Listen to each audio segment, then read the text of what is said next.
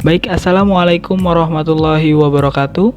Perkenalkan, kami dari kelompok 6, Mustafa Baidillah dan Intan Nur Putri. Pada mata kuliah Bahasa Indonesia ini, kami akan mempresentasikan sebuah makalah atau sebuah materi yang berjudul paragraf. Paragraf Bahasa Indonesia. Di sini apa aja sih yang akan kita bahas? Yang pertama adalah pengertian, dan yang kedua yaitu jenis-jenis. Baik, kita akan masuk ke pembahasan yang pertama, yaitu pengertian paragraf. Di dalam sebuah tulisan atau karangan, biasanya terdapat bagian yang agak menonjol ke dalam, bagian yang secara fisik sudah tampak dengan nyata karena adanya tanda menjorok. Hal itu disebut dengan paragraf. Dengan kata lain, batas-batas paragraf ditandai indensi atau dimulai pada huruf kesekian dari margin kiri. Hakikat paragraf sebenarnya tidak sesederhana itu. Paragraf merupakan miniatur dari suatu karangan. Syarat-syarat sebuah karangan ada pada paragraf. Memahami seluk-beluk paragraf berarti juga memahami miniatur dari sebuah bangun yang disebut karangan. Terampil membuat paragraf berarti terampil pula membangun miniatur karangan dalam ukuran yang lazim. Hal ini berarti bahwa paragraf merupakan dasar utama bagi kegiatan karang mengarang.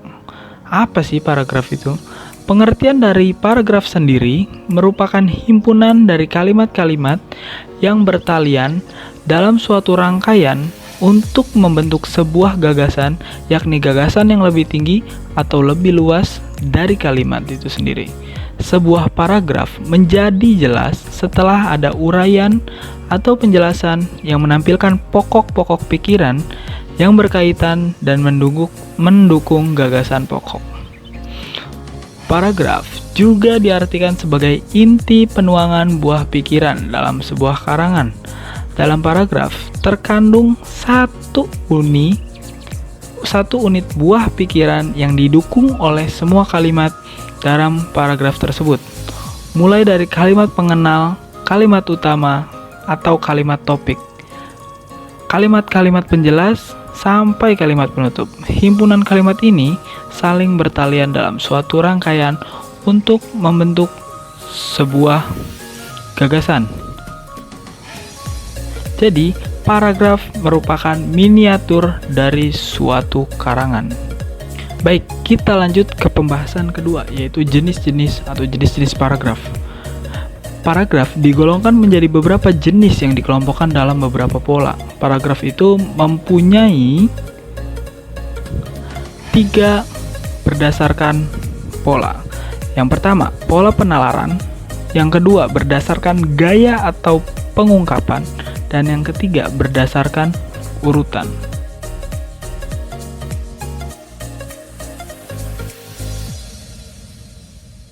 Saya akan membahas berdasarkan pola penalaran. Dalam setiap karangan ilmiah, seluruh gagasan dikemas dalam bentuk paragraf. Dan pada setiap paragraf, harus dipastikan ada gagasan pokok atau gagasan utama. Sedangkan gagasan lain yang ada di dalam paragraf merupakan penjelas. Dalam menuangkan gagasan tersebut, kita harus memperhatikan pola penalaran. Pada pola penalaran ini, dikelompokkan pada penempatan gagasan utama. Letak gagasan utama dibedakan menjadi 5 jenis yang kita ketahui, yang pernah kita pelajari, yang pernah kita pahami. Yang pertama, paragraf deduktif. Apa itu paragraf deduktif? Paragraf deduktif adalah paragraf yang ide pokok atau gagasan utamanya terletak di awal paragraf dan diikuti oleh kalimat-kalimat penjelas untuk mendukung gagasan utama. Ide pokok atau gagasan utama berupa pernyataan umum yang dikemas dalam kalimat topik. Kalimat topik itu kemudian diikuti oleh kalimat-kalimat pengembang yang berfungsi memperjelas informasi yang ada dalam kalimat topiknya. Yang kedua, paragraf induktif. Apa sih paragraf induktif? Paragraf induktif adalah paragraf yang kalimat topiknya terdapat pada bagian akhir. Kalau tadi deduktif itu terletak di awal, sedangkan induktif itu pada bagian akhir. Secara garis besar, paragraf induktif mempunyai ciri-ciri, yaitu yang pertama, diawali dengan penyebutan peristiwa-peristiwa khusus yang berfungsi sebagai penjelas dan merupakan pendukung gagasan utama. Dan yang kedua, kemudian menarik kesimpulan berdasarkan peristiwa-peristiwa khusus tersebut. Dan yang ketiga, ada paragraf deduktif induktif. Paragraf deduktif induktif yaitu paragraf yang kalimat topiknya terdapat pada awal dan akhir. Yang kita ketahui deduktif itu di awal, induktif di akhir, sedangkan deduktif induktif itu awal dan akhir. Meskipun ada dua kali pemunculan kalimat topik, hal itu bukan berarti gagasan utamanya ada dua. Dua kalimat topik itu hanya merupakan bentuk pengulangan gagasan utama untuk mempertegas informasi. Sekali lagi, hanya untuk mempertegas informasi. Dan yang keempat, ada paragraf ineratif. Paragraf ineratif adalah paragraf yang kalimat utamanya terletak di tengah-tengah. Bukan di awal, bukan di akhir, tapi di tengah-tengah. Paragraf ini diawali dengan kalimat-kalimat penjelas sebagai pengantar, kemudian diikuti gagasan utama, dan ditambahkan lagi kalimat-kalimat penjelas untuk menguatkan atau mempertegas informasi. Dan yang terakhir atau yang kelima, itu adalah ide pokok penyebar. Menyebar sama saja. Paragraf dengan pola ini atau pola ide pokok menyebar ini tidak memiliki kalimat utama karena pikiran utamanya menyebar pada seluruh paragraf atau tersirat pada kalimat-kalimatnya. Baiklah, sekarang kita masuk kepada jenis paragraf berdasarkan gaya atau pengungkapan. Dalam hal ini, paragraf diungkapkan berdasarkan tujuan komunikasi.